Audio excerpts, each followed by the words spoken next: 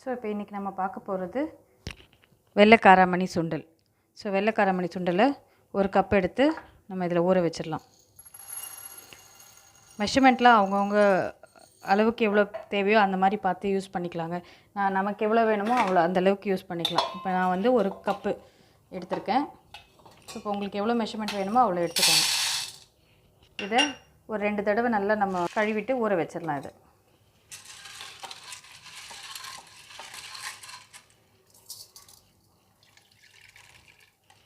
சுண்டல் ஊற வைக்கும் போது மட்டும் கொஞ்சம் தண்ணி வந்து கொஞ்சம் எக்ஸ்ட்ராவாக மேலே வர அளவுக்கு ஊற வைங்க. அது மேலே நல்லா ப்ளோட் ஆகி வரும்போது அது தண்ணி ஊறுறதுக்கு சரியாக இருக்கும். நம்ம நைட்டில் ஊற வைக்கிறதுனால திருப்பி நம்ம வந்து பார்க்க மாட்டோம். ஸோ அதனால் கொஞ்சம் எக்ஸ்ட்ராவாகவே தண்ணி நல்லா ஊற வச்சுடுங்க. நம்ம ஊற வச்ச காராமணி நல்லா ஊறிச்சு. முதல்ல எவ்வளோ சின்னதாக போட்டோம், இப்போ பாருங்கள் நல்லா பல்ஜ் ஆகிடுச்சு. ஸோ இதுதான் நம்ம ஊற வைக்கிறதுக்கான தன்மை.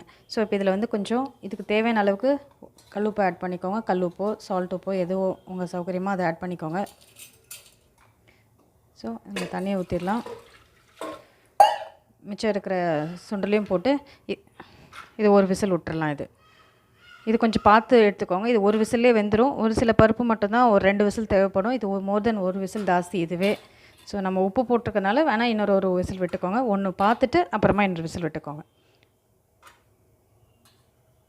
வெள்ளை காராமணி 2 விசில் விட்டுருக்கேன். இப்போ பாருங்கள் நல்லா மெசைகிற மாதிரி ஆகிடுச்சு. ஸோ இப்போ இந்த ஸ்டேஜ் கரெக்டாக இருக்கும். 2 விசில் விட்டுருக்கேன். அது மட்டும் நம்ம தேவையான அளவுக்கு பார்த்துக்கலாம். இப்போ இதில் 1/2 டீஸ்பூன் நல்லெண்ணெய் விட்டுக்கோங்க. நல்லெண்ணெயோ தேங்காய் எண்ணெயோ நம்ம நார்மல் குக்கிங் ஆயில் எடுத்தாலும் இதுக்கு நல்லா தான் இருக்கும். ஸோ இப்போ இது எண்ணெய் சூடாகட்டும். எண்ணெய் நல்லா சூடாகிடுச்சு. இந்த சமயத்தில் நம்ம ஒரு 1/2 டீஸ்பூன் கடுகு சேர்த்துடலாம். கடுகு, பத்தவளுத்தம் பருப்பு, கொஞ்சம் பெருங்காயம், 2 காஞ்ச மிளகாவை கிள்ளி வச்சுருக்கேன், 2 பச்சை மிளகா, ஒரு துண்டு இஞ்சி நல்லா பொடிசாக நறுக்கி வச்சுருக்கேன். இப்போ இதை கொஞ்சம் தாளிச்சிடலாம். இதை கொஞ்சம் வதக்கின உடனே இஞ்சி நல்லா அந்த நல்லெண்ணெயில் பொரியட்டும். நல்லெண்ணெயில் பொரியும் போது நல்ல ஒரு வாசனை வரும். பச்சை மிளகா சேர்க்குற இடத்துல எல்லாத்துலேயுமே 2 காஞ்ச மிளகாவும் சேர்த்தோன்னா அது நல்லா சுவையை நல்லா கூட்டி கொடுக்கும். வெறும் பச்சை மிளகா மட்டும் செஞ்சால் அது ஒரு தனி டேஸ்ட்டு. பச்சை மிளகாவும் காஞ்ச மிளகாவும் சேரும் போது அது இன்னும் நல்லா சுவையை அதிகமாக்கும். ஸோ இப்போ இது நல்லா வதங்கிடுச்சு. இஞ்சி நம்ம எடுத்து வச்சுருக்க கருவேப்பிலையும் சேர்த்துடலாம். கருவேப்பிலை ஒரு வதக்கின உடனே நம்ம வேக வச்சுருக்க வெள்ளை காராமணியும் சேர்த்துடலாம். இதுக்கு எல்லாத்துக்குமே உப்பு நம்ம முதலே சேர்த்துட்டோம் வேக வைக்கும் போது. ஸோ அதனால் இப்போ தனியாக தேவைப்படாது. இது எண்ணெயில் நல்லா ஒரு கலரிட்டு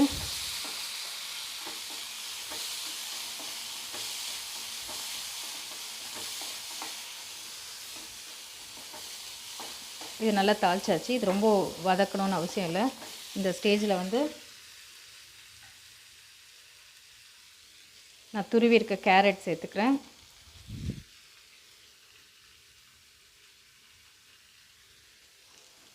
ஒரு டேபிள் ஸ்பூன் அளவுக்கு தேங்காய் துருவலும் சேர்த்துக்கிறேன் இதில். ஸோ இப்போ இதெல்லாம் ஒரு கலரிட்டு நம்ம படையலுக்கு இது ரெடி பண்ணிடலாம். இது ஒரு நல்ல ஒரு கலர்ன உடனே ஒரு 1/2 டேபிள் ஸ்பூன் அளவுக்கு இல்லை 1/2 டீஸ்பூன் வந்து கொஞ்சம் பெப்பர் ஆட் பண்ணிக்கலாம்.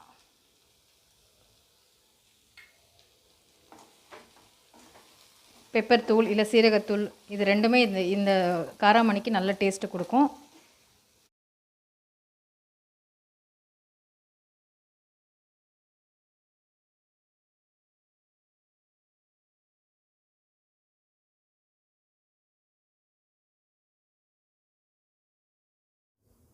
இப்போ நம்ம சேர்க்குற பாஸ்மதி கீருக்கு ஒரு பேனில் சும்மா ஒரு 1/2 டீஸ்பூன் இல்லை ஒரு 1/2 டீஸ்பூன் அளவுக்கு நெய் விட்டுட்டு நம்ம இப்போ இந்த அளவுக்கு ஒரு கப்பு பாஸ்மதி ரைஸ் எடுத்து வச்சுருக்கேன். முழு பாஸ்மதி ரைஸ். அதை இப்படி லைட்டாக ஒரு பொன்னரமாக வறுத்துக்கலாம். இது வறுக்கும் போதே இங்கே வந்து நான் வந்து பால் எடுத்து வச்சுருக்கேன். ஒரு 1/2 லிட்டர் பால் தண்ணி சேர்க்காமல் அப்படியே எடுத்து வச்சுருக்கேன். இதில் பாதி பால் பாதி தண்ணின்னா கூட நீங்கள் ஆட் பண்ணிக்கலாம். ஸோ இப்போ இதை நான் 1/2 லிட்டர் பால் அப்படியே ஊற்றி வச்சுருக்கேன். இது இந்த பாஸ்மதி ரைஸ்க்கு 1 கப் பாஸ்மதி ரைஸ்க்கு இவ்வளோ தேவைப்படும். ஸோ இப்போ இது கொஞ்சம் நெய்யில் நல்லா வறுத்துட்டு இது தண்ணியில் ஊற வச்சிடலாம். ஒரு 10 நிமிஷம் ஊறினா போதும். இது நெய்யில் கொஞ்சம் லைட்டாக அந்த ரைஸ் வந்து ஒரு ஒயிட் கலரில் சேஞ்ச் ஆகும். ரொம்ப வறுக்கணும்னு இல்லை, கலர் மாறுறதுக்கு லைட்டாக வறுத்தோன்னா அந்த சூடு பட்ட உடனே அதை எடுத்து கொஞ்சம் ஒரு 10 நிமிஷம் ஒரு பச்சை தண்ணியில் ஊற வச்சிடலாம்.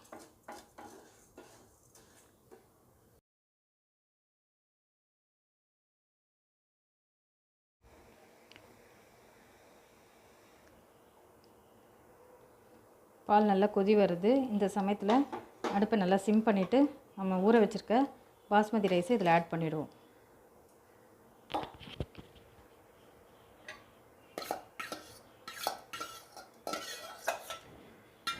ஸோ இப்போ இது ஃபுல்லாகவே இந்த ரைஸு பாஸ்மதி ரைஸு பால்லே வேக போகுது. இப்போ அது பால்லே வேகட்டும். அப்போ தான் அதோட சுவை நல்லா கூடுதலாக இருக்கும். கலரிலாம் இது பண்ணும்போது கூடவே இருங்க. இது ரொம்ப நேரமாக வேகும் போது கீழே அடி பிடிக்கிறதுக்கும் வாய்ப்பு இருக்குது. ஸோ அதனால் இது அப்பப்போ கலரி விட்டுட்டே இருங்க.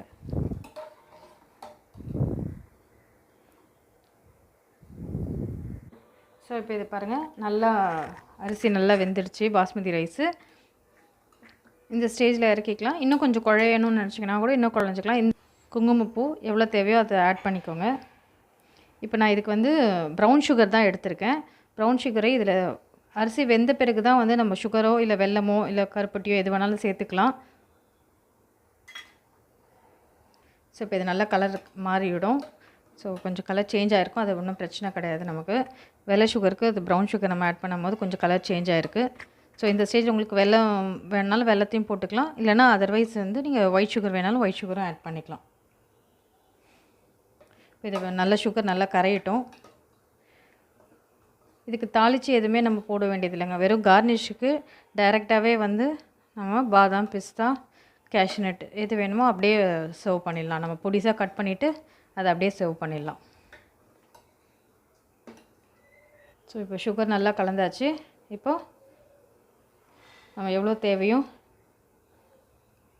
ஏலக்காய் பவுட்ரு அதில் நம்ம ஆட் பண்ணிடலாம். இந்த ஸ்டேஜில் பச்சைக்கற்பூரம் வேணுனாலும் பச்சைக்கற்பூரமும் கொஞ்சம் கசக்கி அப்படி போட்டுடலாம். ஸோ நான் இன்றைக்கி பச்சைக்கற்பூரம் போடல இதில். ஸோ இப்போ நம்ம இறக்க போகிறோம், அவ்வளோதான். சுகர் நல்லா கலந்தாச்சு.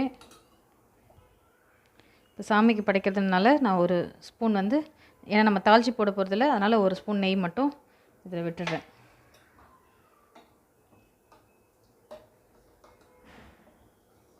அவ்வளோதாங்க, சிம்பிளான பாஸ்மதி ரைஸ், ஆனால் ஹெல்த்தியாக டேஸ்டியாக பாஸ்மதி ரைஸ் ரெடி ஆச்சு. எனக்கு கிச்சனே இந்த பாஸ்மதி ரைஸ் வந்து பாலில் நல்லா வேகிறது, நல்ல ஸ்மெல் வருது.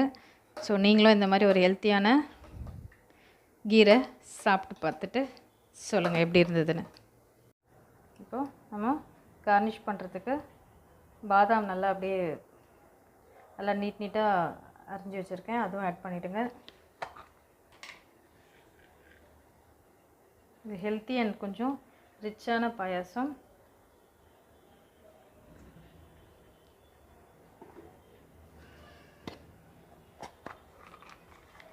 இதில் கொஞ்சம் கேஷ்நட்டு, பாதாம், பிஸ்தா மூணுமே இப்படி ஆட் பண்ணிவிட்டு நம்ம சாமிக்கு நிவேதனம் பண்ணிடலாம்.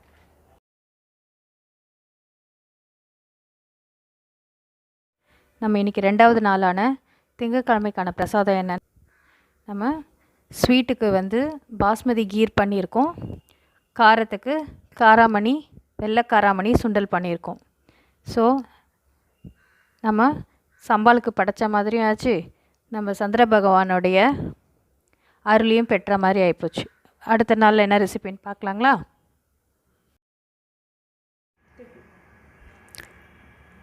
இந்த வீடியோ உங்களுக்கு பிடிச்சிருந்தா சப்ஸ்கிரைப் பண்ணுங்கள். கூடவே இருக்கிற பெல் ஐக்கான் பட்டனை கிளிக் பண்ணுங்கள். ஃபர்தர் நோட்டிஃபிகேஷன்ஸு உங்களுக்கு கண்டினியூ ஆகிறதுக்கு அது ஹெல்ப் ஆகும். உங்களுக்கு இந்த வீடியோ பிடிச்சிருந்தா லைக் பண்ணுங்கள். ஏதாவது கமெண்ட் பண்ணணுன்னு இருந்தால் கமெண்ட் செக்ஷனில் கமெண்ட் பண்ணுங்கள். இது யூஸ்ஃபுல்லான வீடியோவாக இருந்தால் உங்கள் ஃப்ரெண்ட்ஸ், ரிலேட்டிவ்ஸ்க்கு ஷேர் பண்ணுங்கள்.